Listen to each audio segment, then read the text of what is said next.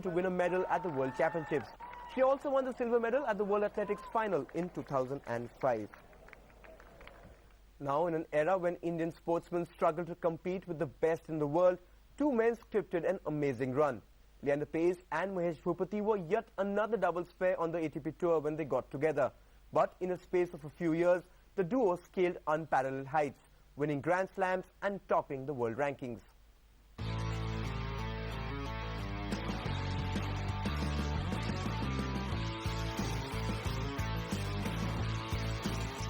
On court, they were electric.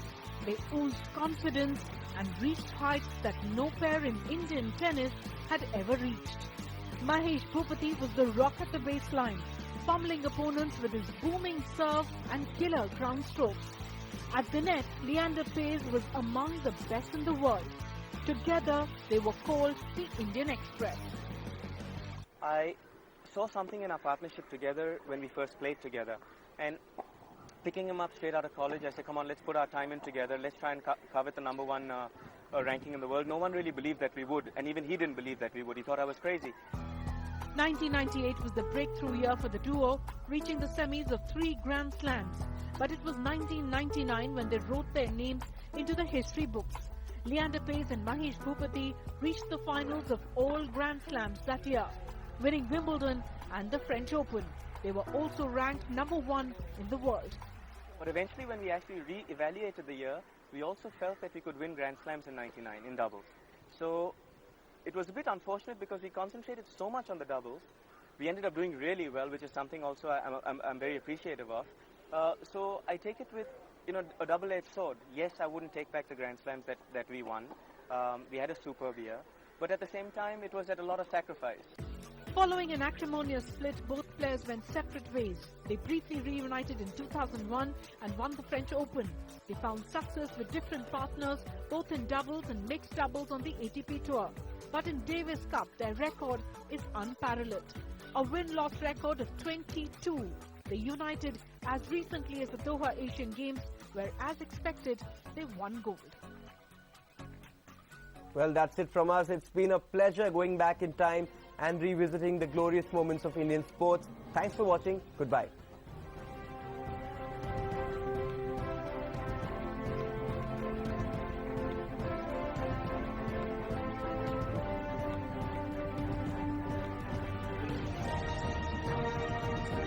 It's all but over. Just one small bit remains. But that's also something that will be the most contentious. On the grand finale of this series, we will disclose the winner of the CNN-IBN poll to pick the greatest Indian sportsperson of the last 60 years.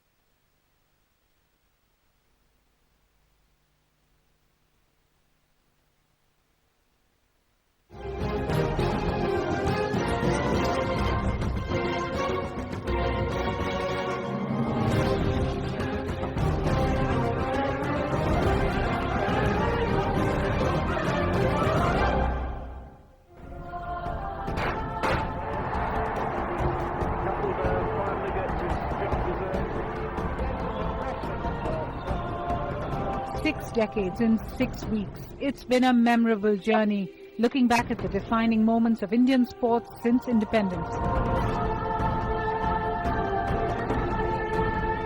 We started with the tricolour being unfurled at the Wembley Stadium in 1948 as the hockey team took gold at the London Olympics.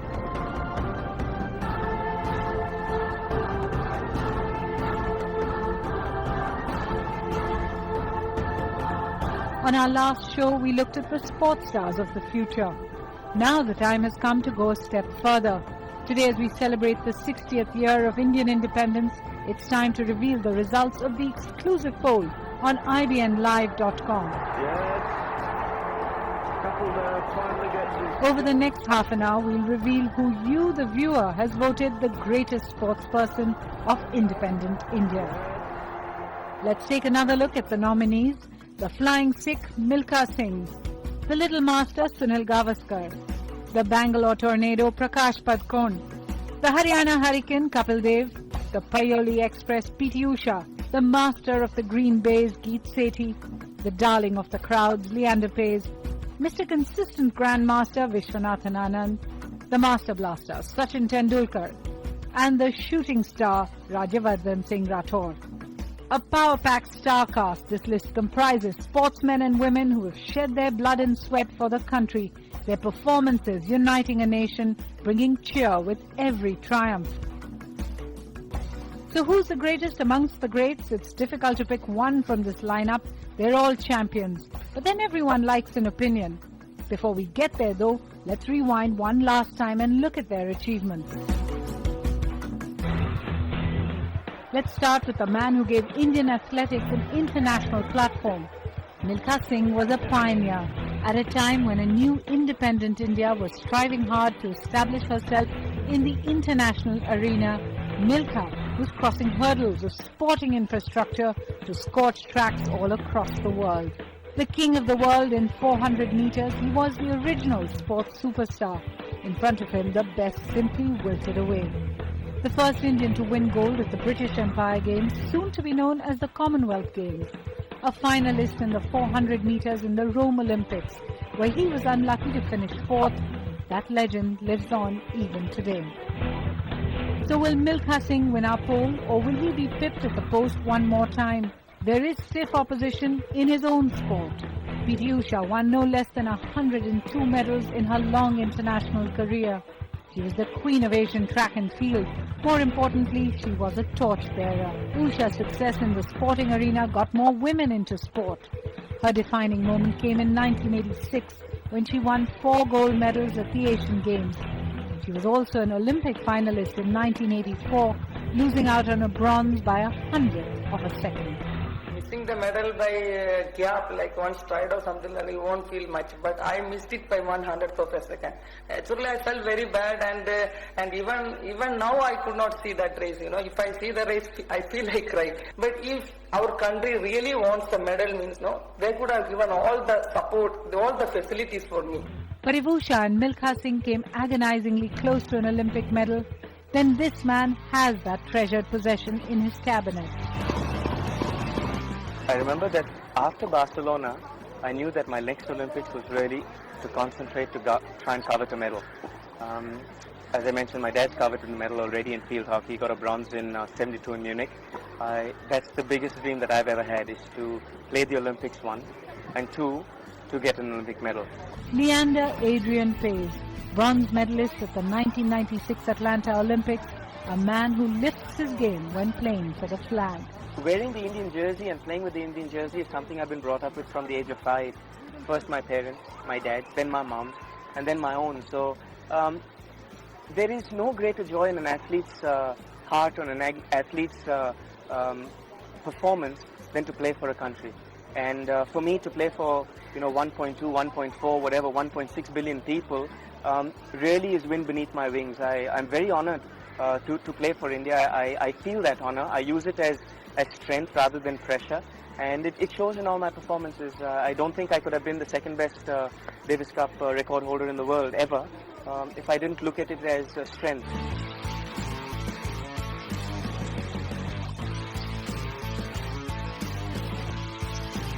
Leander has one of the best Davis Cup records. He's beaten the best on his day. In doubles, he reached the highest ranking possible. I saw something in our partnership together when we first played together, and picking him up straight out of college, I said, come on, let's put our time in together, let's try and covet the number 1 ranking in the world. No one really believed that we would, and even he didn't believe that we would. He thought I was crazy. Leander is the true modern-day superstar. In another racket sport, Prakash Padukone was and still is Indian badminton. World number 1, first Indian to win the All England Championship. His triumphs are legendary, and so is the man. I was feeling good, and I really trained hard, and I was looking forward for the tournament. I took one match at a time. Luckily, I think I was in good form at that time. Went on to reach the finals, and then limb speaking reached the finals, and that's how we met. And I won the All England. soft-spoken, just like his game, a master of touch play. He played in the golden generation of badminton and made his mark there. I could hit the shuttle, precisely to a point where I wanted. I would play more intelligently, use better tactics, analyze the game on the spot most of the time.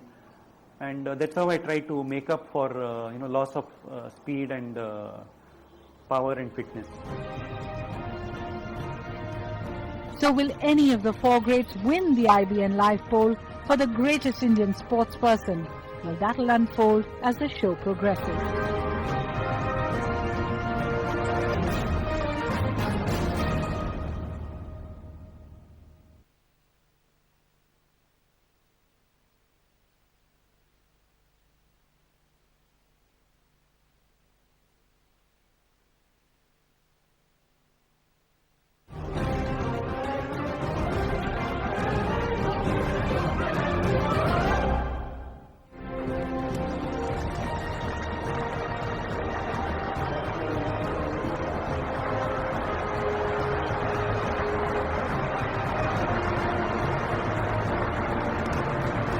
This is the show where we disclose the winner of the IBNLive.com poll on the greatest sports person of independent India.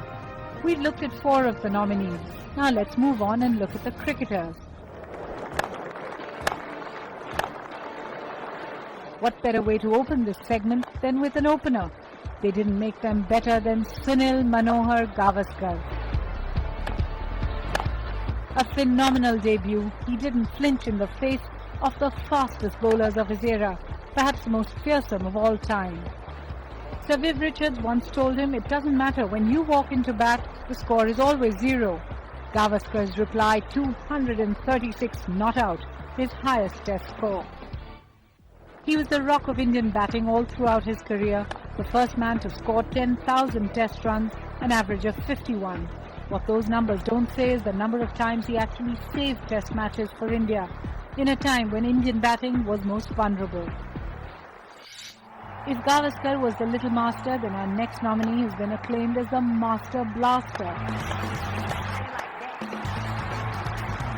Sachin Ramesh Tendulkar is one of the modern greats, perhaps the greatest one-day player.